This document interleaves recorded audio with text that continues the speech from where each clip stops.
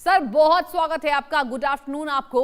और पहला सवाल सहगल सर आपसे यही होगा कि ये जो पीठ थपथपा रहे हैं पूरा पाकिस्तान मिलके, आसिम मुनीर हैं, शहबाज शरीफ हैं, पहले ही फेल होता नजर आ रहा है सर। और बीते दिन भी यहाँ पर पाकिस्तानी मीडिया यही कह रही है कि बहुत अधिक चांसेस नहीं है कि पाकिस्तान में जो मेजबानी हो रही है उसका सफल यहाँ पर रिजल्ट निकले। व्हाट डू यू से? देखो, साफ तौर पे नजर आता है कि ईरान किसी भी हालत में अपनी डेलीगेशन को नहीं भेजेगा। ये इशू जो है बड़ी सेंसिटिव है। और वास्तव में जो हर हर दिन धमकी दे रहे हैं डोनाल्ड ट्रंप, वो एक किस्म से ईरान को प्रोवोक कर रहे हैं। It's a humiliation for Iran. और वो किसी प्रकार से ईरान इस ह्यूमिलिएशन को एक्सेप्ट नहीं करेगा। साफ तौर पे कह रहे हैं कि अमेरिका ने हर प्रकार से जो सीज फायर का उल्लंघन किया है। उन्होंने कहा कि हमने स्ट्रेट ऑफ हॉर्मुज हर प्रकार से पूरी खोल दिया था बिना किसी टोल वगैरह के। अमेरिका ने ब्लॉकेट कर दिया है, हमारे जहाज के ऊपर फायरिंग की है जो चाइना की तरफ जा रहा था। उसके ऊपर उन्होंने अपने सैनिकों को भेजने की कोशिश कर रहे हैं। ऐसे में वो कह रहे हैं किसी प्रकार से हम उनके साथ बात नहीं करेंगे। साथ ही साथ वो कह रहे हैं कि धमकियां एक तरफ और दूसरी तरफ बातचीत अब करना चाहते हैं, इट्स एन इम्पॉसिबिलिटी। साथ ही साथ वो कह रहे हैं कि अमेरिका की तरफ से जो डिमांड्स हैं वो बहुत ही ज़्यादा अनएक्सेप्टेबल है। किसी प्रकार से हम अपने न्यूक्लियर ये जो यूरेनियम एनरिच्ड यूरेनियम उसके ऊपर समझौता नहीं करेंगे। जहाँ तक हरमुज का ताल्लुक है, हरमुज के ऊपर हम कोई समझौता नहीं करेंगे unless and until guarantees are given to us. और वो अमेरिका किसी प्रकार की कोई गारंटी देने के लिए तैयार नहीं। साथ ही साथ जहाँ तक डोनाल्ड ट्रंप है, उनके अपने इंटेलिजेंस एजेंसीज ने साफ तौर पर उनको कहा है कि जहाँ तक आसिम मुनीर का ताल्लुक है वो डबल गेम खेल रहे हैं। वास्तव में 2016-2017 में जब डीजीएमओ थे, उनके बड़े जबरदस्त ताल्लुकात है आईआरजीसी के साथ में, फुड फोर्स के साथ में, फिर उनकी हुकूमत के साथ में, ईरान की इंटेलिजेंस के साथ में। और साथ ही साथ वो कह रहे हैं कि वो उनके जो पेशकश वो कर रहे हैं उसको घुमा फिरा के पेश कर रहे हैं अमेरिका के सामने। यानी दूसरे समय अमेरिका के इंटरेस्ट को प्रोजेक्ट नहीं कर रहे, ईरान के इंटरेस्ट को प्रोजेक्ट कर रहे हैं। फिर वो कह रहे हैं साफ तौर पे ये मत भूलिए कि पाकिस्तान एक ऐसा देश था जहां उसने बिन लादेन को अबोटाबाद में छुपा रखा था। और फिर अमेरिका से तो पैसे लेते थे तालिबान के साथ युद्ध करने के लिए, लेकिन तालिबान की मदद करते थे अमेरिकन सोल्जर्स को मारने के लिए। फिर वो कह रहे हैं कि जब आसिम मुनीर अमेरिका आए और फील्ड मार्शल को कहा गया अमेरिका के कि उनके फेवरेट फील्ड मार्शल हैं, उस समय उन्होंने कहा कि अगर कल पाकिस्तान किसी वजह से बर्बाद हो जाता है तो आधी दुनिया को भी बर्बाद करेगा। तो ऐसे में कह रहे हैं कि ऐसा देश जो है इसके ऊपर किसी प्रकार का भरोसा नहीं करना चाहिए। साफ तौर पे नजर आता है कि पाकिस्तान की मंशा कुछ और है। कंगाल पाकिस्तान है, उसको साफ तौर पे $3.5 बिलियन का यूएई का लोन वापस करना था। बिल्कुल भीख का कटोरा लेके जा रहा है कतार के पास में, यूएई तो वापस कुवैत के पास में, सऊदी अरेबिया के पास में, इजिप्ट के पास में, टर्की के पास में। और वास्तव में सऊदी अरेबिया ने उनको 5 और कतर ने उनको $5 बिलियन दे दिया है, जिससे उन्होंने $2 बिलियन तो यूएई का कर्जा चुका दिया और बाकी भी चुका देंगे। वास्तव में पाकिस्तान की मंशा कुछ और है। मुझे नहीं लगता कि किसी प्रकार से ये वार्ता कल सफल होने जा रही है। लेकिन डोनाल्ड ट्रंप ने साफ तौर पर कहा कि हम तो अपनी डेलीगेशन तैयार है, हम उस डेलीगेशन को लेड बाय जेडी वांस कल भेजने के लिए उत्सुक है। लेकिन ईरान ने साफ तौर पर कहा कि हम डेलीगेशन को नहीं भेज रहे। ये जो सीज फायर है ये वेडनेसडे तक है। वेडनेसडे के बाद क्या होता है वी कैन ओनली स्पेक्यूलेट। दोनों ही साइड नहीं चाहती कि किसी प्रकार का युद्ध हो। जहां तक ईरान सर बने रहिए सहगल सर, मैं चर्चा में आपके साथ वापस लौटेंगे। कुछ और दर्शकों को विशेष जानकारी सामने आ रही वो दे दे। क्या ईरान नहीं मान रहा है और अब ट्रंप जो है वो घमासान मचाने वाले हैं, यानी कि ईरान शर्तों को नहीं मान रहा है, क्या करेंगे ट्रंप?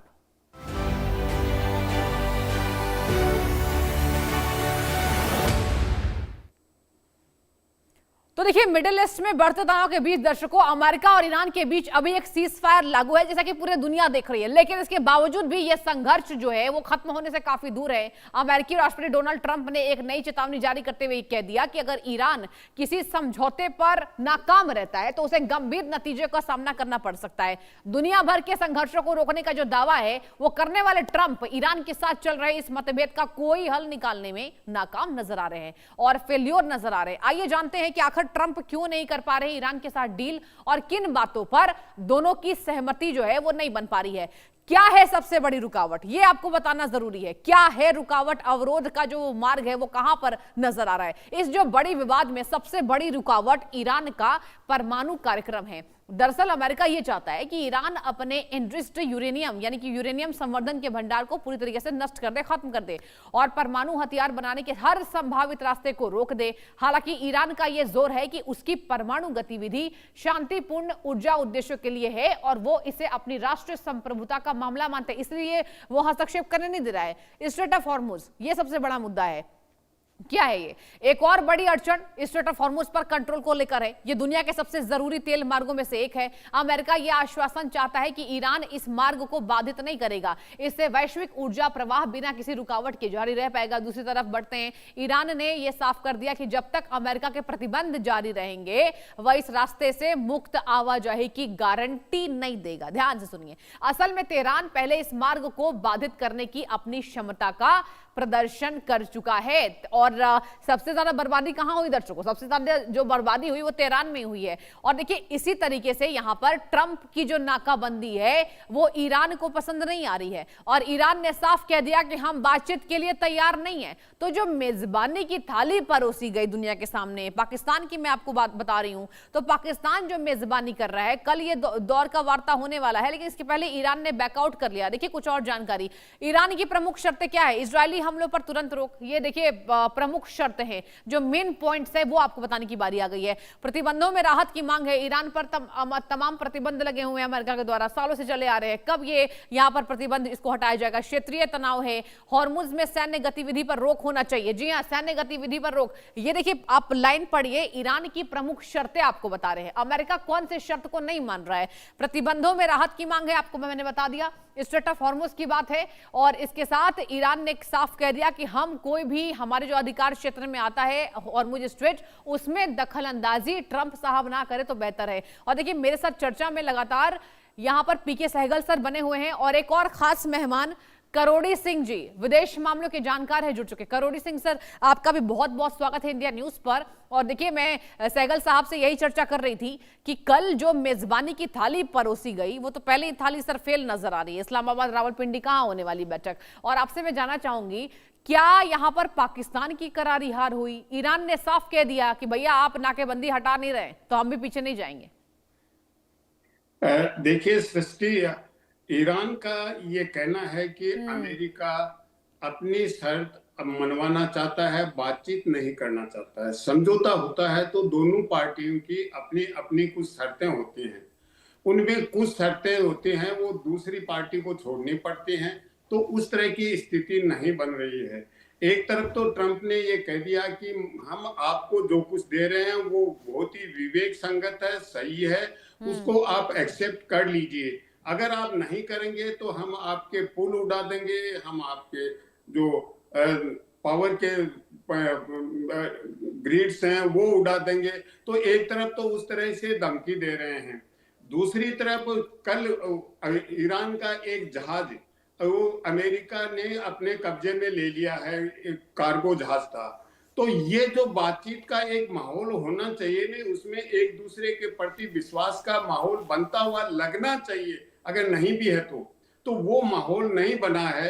तो ईरान का ये कहना है कि आपने एक तरफ हमारी पहले की डिमांड थी कि लेबनान में सीज फायर किया जाए, सीज फायर करके भी निरंतर रूप से वहां उल्लंघन हो रहे हैं। जी सर। ईरान ने स्ट्रेट ऑफ हॉर्मुज खोल दिया था, कुछ समय के लिए खोला भी था, लेकिन अमेरिका ने अपने वहां की जो ब्लॉकेड था उसको नहीं हटाया, तो ईरान को वापस वहां पे बंद करना पड़ा। तो अमेरिका जो ईरानी जहाज है उनको बंद कर रहा है, रोक रहा है, और ईरान है वो अपने अमेरिका के या जो दूसरे जिसको एनिमी कंट्री वो कहते हैं उनके जहाजों को रोक रहा है। तो ऐसी स्थिति में कोई बातचीत से आगे बढ़ना की कोई संभावना नहीं लग रही। अब जो मैक्सिमम देखिए, इस्लामाबाद में अच्छी तैयारी की है कि सिक्योरिटी अरेंजमेंट हो, किसी को कोई दिक्कत नहीं हो, जो बातचीत करने वाले हैं वो सब कुछ ठीक था, वो एक मेजबान कंट्री को करना चाहिए था। लेकिन ईरान वाले ये कह रहे हैं कि इससे कुछ निकलने वाला नहीं है, निरंतर रूप से आप धमकी दे रहे हैं, और जो शर्तें ईरान पे दे रहे हैं वो कोई भी स्वतंत्र राष्ट्र, संप्रभु राष्ट्र एक्सेप्ट नहीं करेगा। इसके लिए चीन ने 4 सिद्धांत दिए हैं। पहला सिद्धांत यह है कि एक दूसरे की संप्रभुता का सम्मान करो, एक्सेप्ट करो, राइट, सह अस्तित्व की बातचीत करो, उसको एक्सेप्ट करो, अंतरराष्ट्रीय कानून का पालन करो, और चौथा है संतुलन बनाओ, किसमें? सुरक्षा में और विकास में। तो ये चार जो सिद्धांत हैं, ये सामान्यतः सभी बातचीत में जहां भी समझौता होता है देशों के बीच में वहां लागू होते हैं, लेकिन ये ईरान अमेरिका के बीच में विशेष रूप से चाइना ने कहे हैं, और उनको अमेरिका नहीं मानने को तैयार, ईरान उनको मानने के लिए तैयार है। अब अमेरिका के सामने यह है कि अगर वो जो समझौता ट्रंप चाहते हैं वो नहीं हो पाता है, और उसके बिना वो यहाँ से युद्ध विराम करके चले जाते हैं, अमेरिका युद्ध खत्म करके, तो ट्रंप की प्रतिष्ठा का मामला है, क्योंकि जो न्यूक्लियर वाला समझौता है वो 2015 में हो गया था, 18 में ट्रंप ने उससे विड्रॉ किया। अगर उससे कोई अच्छा समझौता नहीं होता है तो ट्रंप को वहां पे जवाब देना मुश्किल हो जाएगा कि आपने क्या किया, ऐसा समझौता तो पहले ही था। तो ट्रंप के पे भी बहुत दबाव है कि वो एक अच्छा समझौता करके जाए। अच्छा समझौता संभव नहीं है, ईरान को जीतना संभव नहीं है, इजराइल को छोड़ना संभव नहीं है। तो एक संकट में ट्रंप साहब घुसे हुए हैं कि अब वो इस दलदल से कैसे निकलें, ये है वो रास्ता ढूंढ रहे हैं। जी ठीक है, बने रहिए। सर आप प्लीज कुछ कह रहे थे, प्लीज कंटिन्यू कीजिए इसको, फिर मैं लौटूंगी पीके सहगल सर के पास। मैं तो यही कह रहा था कि अब ट्रंप के सामने धर्म संकट ही है कि वो इस दलदल से निकले कैसे, और वो निकलने का रास्ता खोज रहे हैं। ईरान को जीतना उनके लिए संभव नहीं है, मैं ये कह रहा था। अब एक अन्य जो महत्वपूर्ण बात है सृष्टि, वो ये है कि वेनेजुएला में सक्सेसफुली ट्रंप ने कर लिया, नाइजीरिया में कर लिया, लेकिन यहां करते हैं तो रशिया और चाइना भी अपने आप को खतरा मान के चलते हैं कि अगर ईरान हार गया तो रशिया और चाइना को कंटेन करने की जो अमेरिका की पॉलिसी है वो भविष्य में सफल होगी। तो वो भी नहीं चाहते कि ईरान